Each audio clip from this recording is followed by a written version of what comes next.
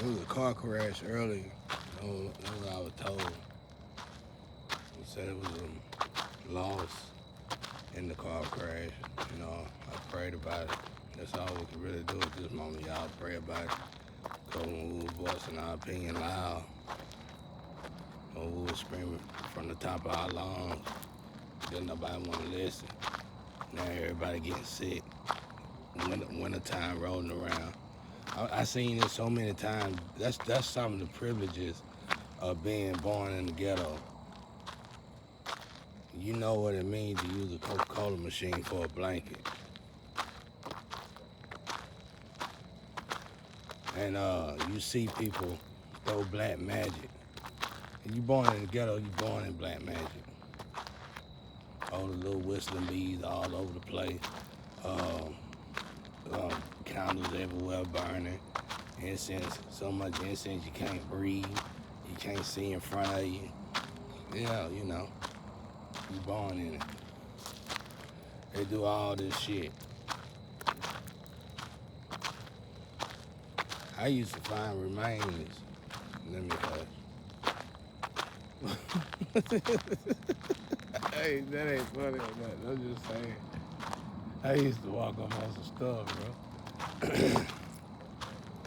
uh, I ain't laughing at the person that hit gone.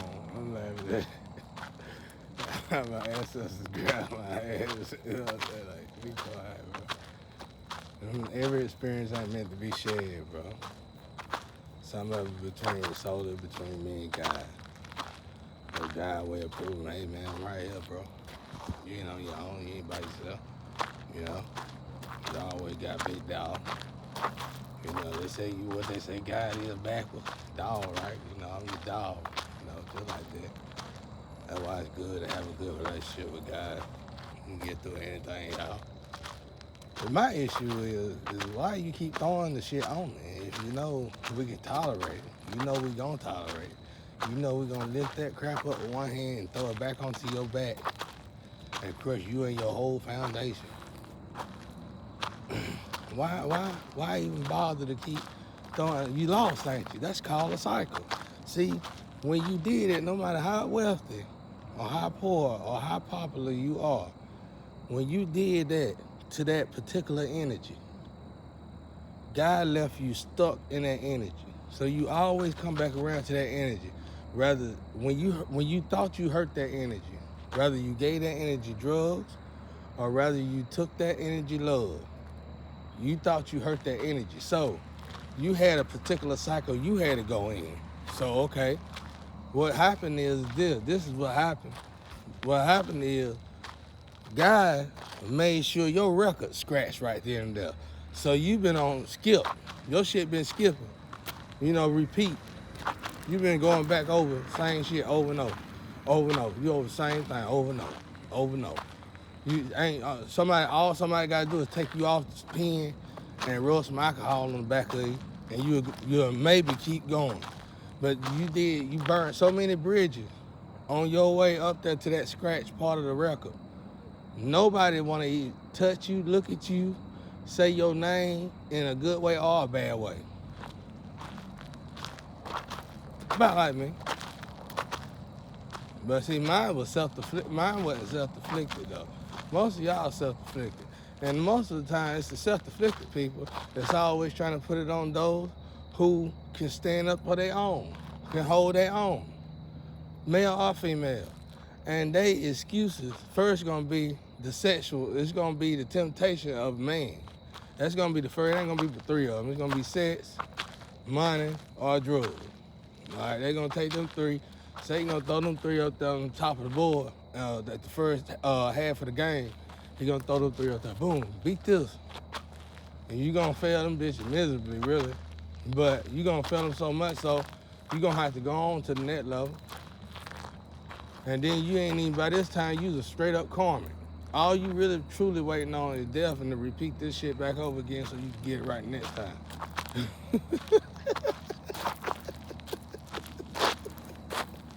I ain't even say it like that, y'all. Ooh, Lord. I don't know which one's coming through tonight.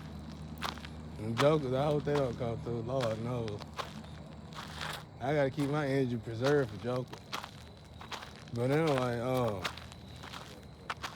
uh, but yeah, they throw them things up there. Y'all feel that shit that miserably. Sex, money, and drugs. Oh, that's one of them. It done got to the point now where the coolest ones is the ones that feel they represent for the most, and that's gonna be money. And all of them ain't nothing but paper. What?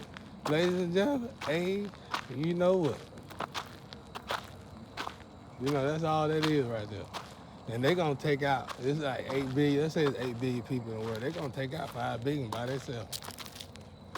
Then that next level, oh, it's gonna be, if you make it to that next level successfully, you got over sex, you got over drugs, you got over money. Now you gotta get over your emotional feelings, your own personal emotional baggage that you not only lived in your life with, but you brought it on to your family, your new family life. Now you just giving your husband hell or you giving your wife hell for some inner child wound issues that you haven't healed. Oh, that's a tough one there. And Lord forbid you use black magic and slid one of them top 3 down to that next level. Oh Lord, it's over. It's over after that. It's over. Because the first thing that middle class gonna do is just rip all that off of you. Whew, this is the problem, this is how they doing, this is what it is. We got the remote control. It's over after that. So you'll probably flunk out of that level and go back to the first level, which is actually the karmic level. And before you even get back, if you even make it back in your life purpose to get back to that's a blessing in the sky. That's a miracle. That's a literal miracle. If you in one lifetime you bounce from you go from one zone to 2 zone, back to 1 zone, and make it back to 2 zone. And I did it. But Lord, look at me. Look at what it took. Look at all it took out of me. It took everything, y'all. But I had to give it up, y'all, because that's the life I chose. I was on that high horse too, but when I got knocked off, I really truly couldn't really get chilling mad at nobody, because I did it to myself when I really got a chance to look at it all. Not God, not my family, not my ex-wife. I did it to myself. The choices I made, putting money before my family. Think about it.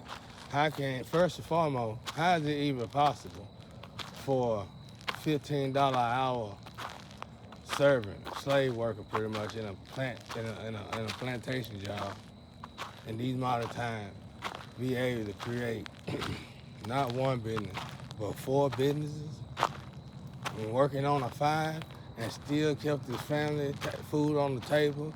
His kids happily was pouring into the kid. Kids knew the daddy. The kids knew daddy. You know, the kid daddy said, hey, daddy didn't have to even look at us and say, shut up, all that, you know how we let our millions take the wrong control. But daddy just look at him. He sat down and put his nose up against the wall. Him, the gun and all. It don't matter. He got his gun in him, the gun and all. Stand up and get in the corner of the wall. So I beat you and that gun up. That's how it was, bro. My nephew, niece, all of them, they matter. Except the ones in Jersey. We so close together in age, you know, we might well be brothers and sisters. Couldn't do them boys like that. Them boys tough. I mean, they tough down here too. Them boys. We down here, we in the country. Country people have the tendency to smoke, drink on a normal basis, and any other extracurricular activity we can feel like we can take on. In the city, it's so fast and populated and so busy, you ain't got time to do one drug, really.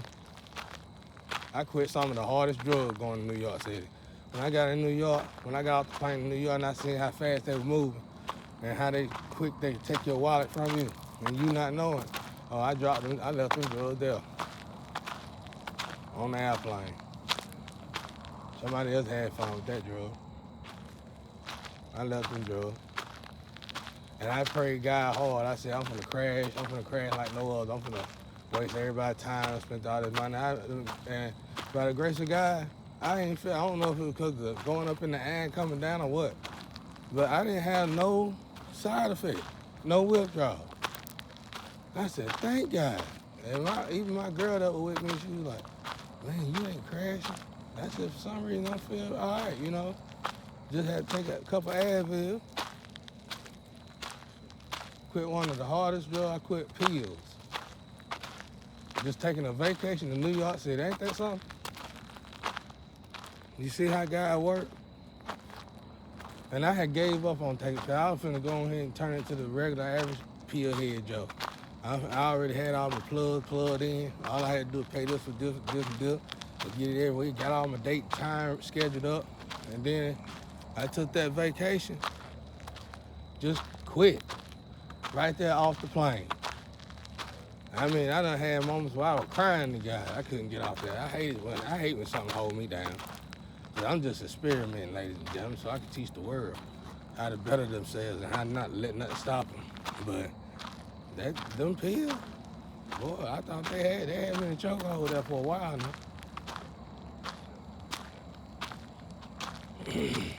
But thankfully, I'm a hard-working man. And I don't believe in quitting no job for no drugs. So working helped a lot too.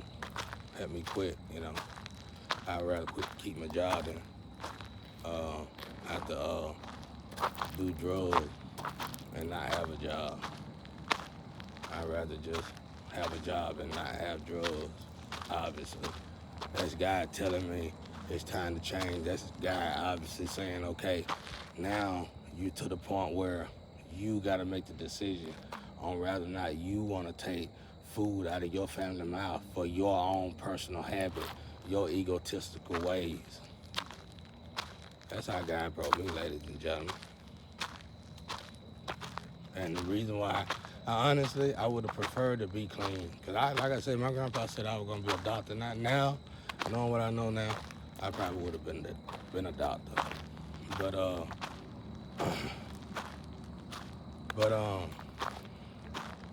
yeah, I definitely would have been a doctor.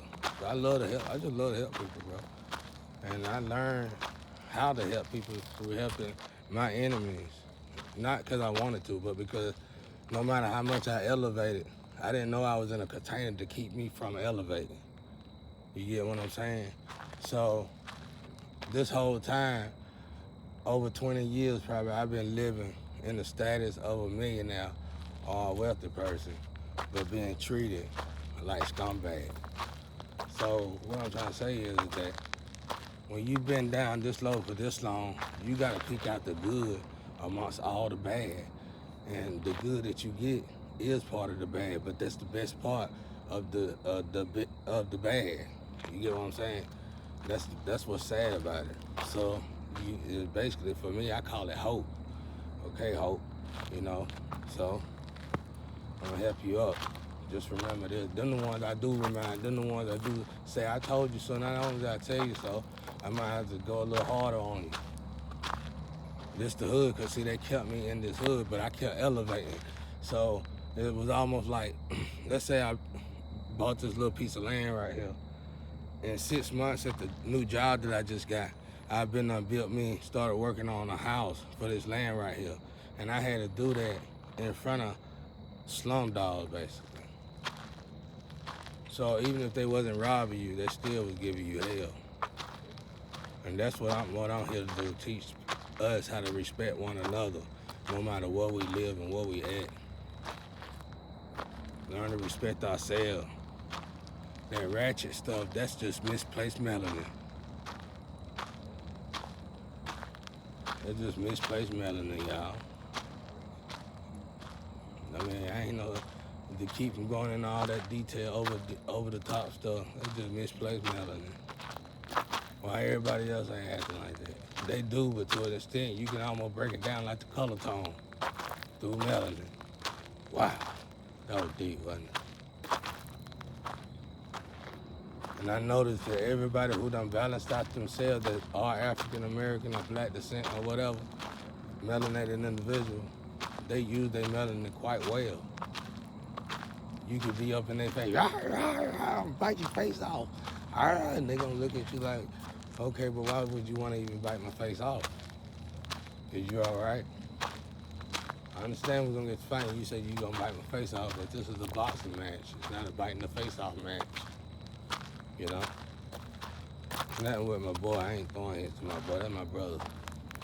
I ain't talking about Mike. I'm like, Mike, you get too brothers. I bite you down. Yeah, all the time. No offense, y'all. Brothers and sisters out there. But I'm just saying, bro. You know, that's a street. People gotta understand Mike Tyson. To me, he was a street fighter before he was a professional fighter. That street fight ain't going nowhere.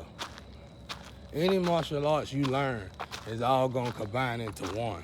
That's why I got a unique skill, because I taught myself different types of martial arts skills, and two everybody probably know of, but shit, 3 of them, I don't think nobody, I never heard the name in America.